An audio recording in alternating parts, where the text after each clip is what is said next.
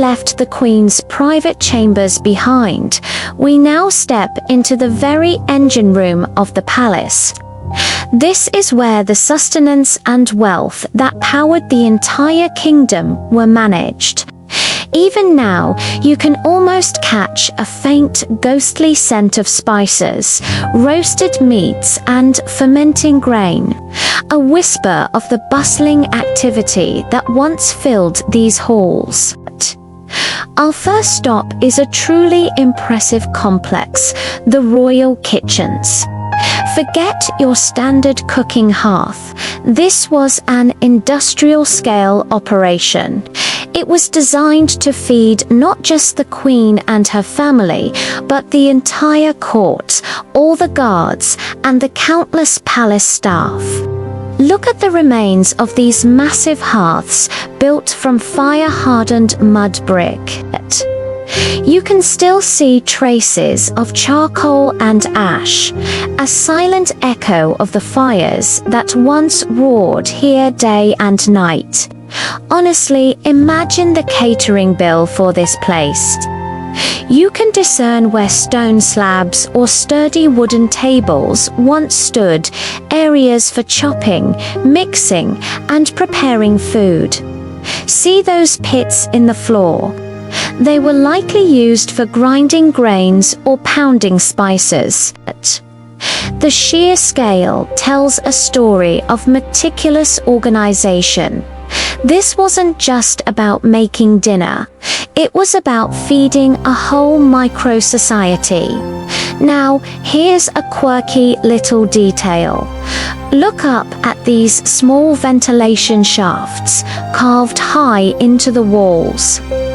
They were designed to draw smoke out, but their sophisticated angles suggest a real understanding of airflow. Some archaeologists even theorize they were part of an ancient system for smoking meats or drying herbs, using the constant heat and air movement.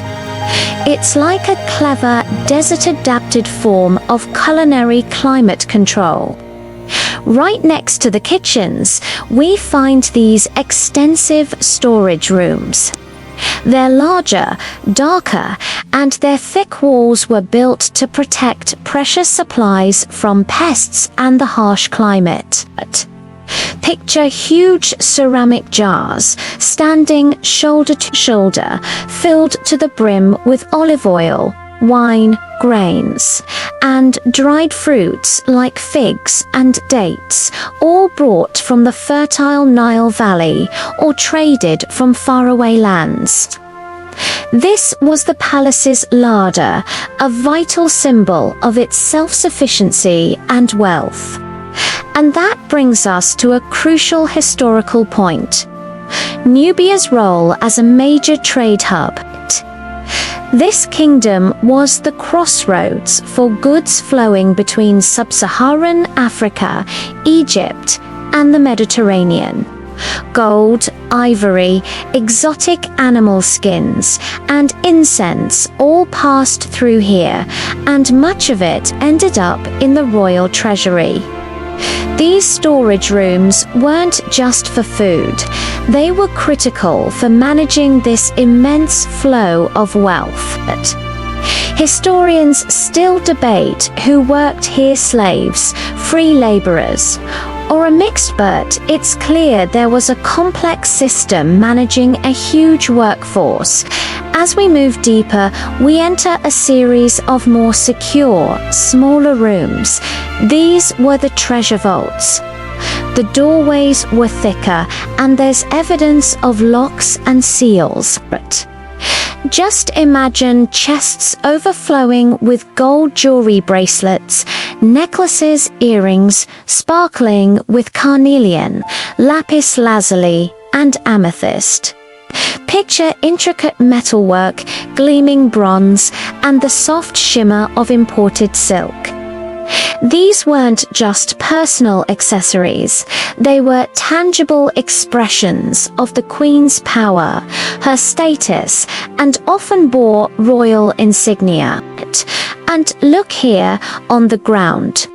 A tiny, perfectly preserved faience bead, its blue glaze is still vibrant after thousands of years. It's a tactile connection to the Queen's world of exquisite taste. Finding this isn't just finding a bead. This is finding an ancient flex, a piece of a fashion statement from millennia ago. Adjacent to these treasure rooms would have been the royal workshops. This is where skilled artisans, jewelers, potters, weavers crafted luxury goods for the Queen and her court. The air would have been filled with the sounds of hammers on metal, the whir of a potter's wheel, and the clack of a loom. But even everyday items, like the pottery used for serving meals, would have been beautifully painted and of a superior quality far beyond what an average citizen would ever see. This entire wing of the palace is a powerful reminder of the incredible resources the Queen commanded and the skill of the people who served her.